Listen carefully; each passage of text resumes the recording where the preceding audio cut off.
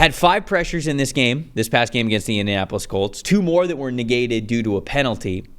70.5 run defense grade. Had no negative run defense plays. 81.6 pass rush grade. This was technically his 3rd week with the team. It was his 2nd game that he had played with them, and boy, did it look good. I mean, Ollie, we talked about before the trade deadline, we talked about, him as a potential fit with the Detroit Lions. He ends up getting traded to Detroit. We've talked about, hey, some expectations that we have for him there. Is he going to be like right in that Hutchinson role? What are they going to change things up with him? Are we going to let him move? Because Za'Darius Smith, throughout the course of his career, he's been somebody who, he's been a stand-up type of a player. They moved him all sorts of places, interior defensive line. He's been on the edge. And, as a stand-up, as a hand in the dirt, they use Za'Darius Smith in a lot of ways. It felt like what he was this past Sunday was one of the best versions of Za'Darius Smith we have seen in a very successful career at this late in his career. And it shows that the investment, the trade was not only worth it, but holy cow, it might have been even better than what we thought it was going to be. I was so impressed from Za'Darius Smith and what he was able to do. What did you think of his performance this past week? Yeah, I thought it was pretty exceptional. I can't imagine the number of defensive coordinators just staring at their GM, being like, can you believe this guy was available? You let him go to the Lions? Are you kidding me? We could have got in there. I thought you mentioned it, that we got to see it in this game, how they were going to use him. And he was all over the place, right? He was, as you mentioned, playing on the interior, playing outside, stood up, hand in the dirt, using him with different pass rush plans, whether it's just him trying to go and win one-on-one, stunting him inside, having him as the outside swooper, doing different things in the pressure package game, which we mentioned, I think, either last week or the week before, how they were going to try and evolve what they'll do in the pressure package world without having Aiden Hutchinson. How can they try and steal some pressures? Can they still do this with a 4-man rush? And when they actually blitzed against the Colts on Sunday, Smith had a pass rush grade of 91.4. So it shows to me, if you can get one-on-ones for Za'Darius Smith, he is going to win. And he's also still winning when we just play 4 down and go football. So to me, it's like, this could not have been any more perfect, right? Where they're able to get to more things than they were before. They're able to take their best pass rusher and move him around in a way they didn't really do previously. He's both broad in what they do in the blitz world, and then when they do blitz, they're more effective because they've now got a dynamic one-on-one winner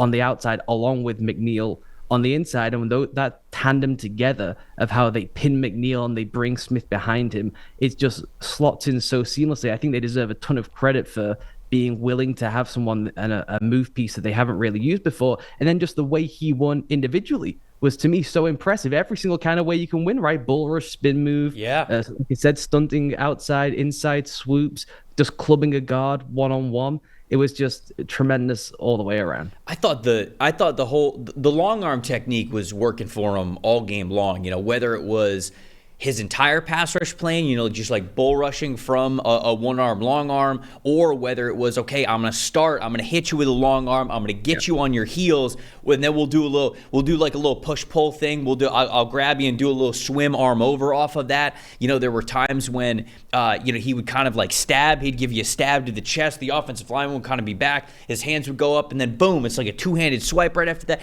The pass rush plan from him and how he used that long arm was so impressive. And then, speaking of the long arm, that run defense grade being in the 80s, I mean, this is a player who obviously has some veteran savvy to him, very talented. I'm not saying that he's not, but he totally understood. There were some dominant run defense plays where he's down in like a 3-point stance where he'd get really low. He'd keep the pad level low, and then he would do that long arm just low and with leverage, just straight up into him. And then all of a sudden, it's a run defense play. You got a good offensive line that you're going up against. There are a couple times that he was going up against Quentin Nelson in this game where he got the better of Quentin Nelson like badly. And I was like, damn, okay. And a couple of those times it came from him just like having that low leverage, long arm to where there's nothing the offensive lineman can do. His length and his strength is so impressive, especially when coming from that leverage point, that it was lifting those offensive linemen back onto their heels and not allowing them to get on their toes to drive through their quads and really push him off the ball. And it was that quickness, it was that precision of the hand,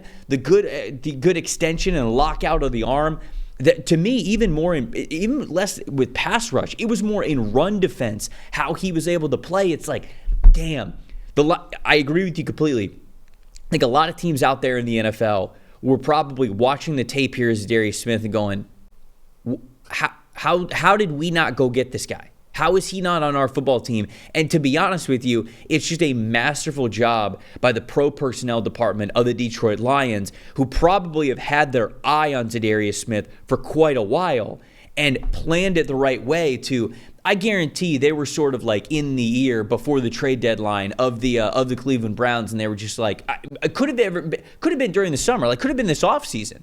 Brad Holmes could have called up Joe Barry and been like, hey, if you ever think you're dumping Za'Darius Smith, you call me first. All right, you call me first, or if somebody else calls you about him, I'm the next phone call, because we will figure something out here if you guys are ever interested. And he probably put the bug in his ear a long time ago, to where once he became available during the trade deadline, that relationship was already, forged. That conversation had already begun, and it allowed the Detroit Lions to really capitalize that and get basically the perfect player that they needed in the building with Hutchinson gone. So I could not have been more impressed with how Za'Darius Smith played in just his second game in a Lions uniform. No, and it's so transformative, because you go and see how Matt Judon has looked with the Falcons, right, or the other options out there, bringing in an Uche, and it's just more of a pure sub rusher. To actually get an impact 3-down piece like that at the deadline when you lose the best player on your team is just remarkable. That's how you're going to wind up having a chance here to go and win a championship, beyond how good the offense has been.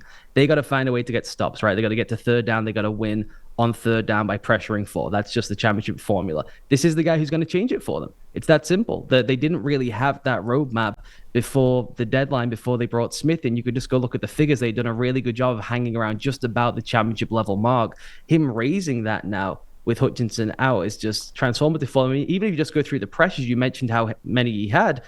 4 of them came on third down and 1 on fourth down. So he was making those impact plays, getting the pressures when they had to have it most, and often just with a 4-man rush. So he was basically unblockable when they put a 5th or 6th guy into the rush. When it was a 4-man rush, he was the guy getting the pressure on the must-have-it downs. And then you mentioned having this level of run defense, where he's always been a solid run defender. I've always felt more of a team construct guy than more so a dynamic difference maker in the run game. But if that's going to hang around, if it's just purely look, this is a vet who was so bought in on trying to win a title here that we're going to get a raised level in the run game, and then we know what he can do in the passing world, and now we're able to move him around and actually change some of the structure of our defense, make ourselves more unpredictable. Like that, how could you make a better mid-season deal than that for the price they paid? No, it's just a fantastic job by them. Which, by the way, I said that the Browns general manager was Joel Barry. That would have been impressive, because that's, NCAA champion and UNC Tar Heel great Joel Barry. So not the same. Andrew Barry is what I should have said. So I wanted to make sure that I corrected myself there. Lions obviously playing very, very well, and they, like we said with the Eagles, they've got their eyes set on the 1 seed. It feels like a lot of people are penciling them in, but hey, they got to keep winning these football games. They got to keep playing well, but nothing they have done yet has told us that they wouldn't do that. Thanks for watching, everybody. Make sure you like and subscribe the video. And if you don't have a PFF Plus subscription, you can get one to see all the premium stats that we talked about here on the show, plus the expert betting and fantasy advice over at subscribe.pff.com. The description is also right below, so if you are not a PFF Plus subscriber, you can come one today.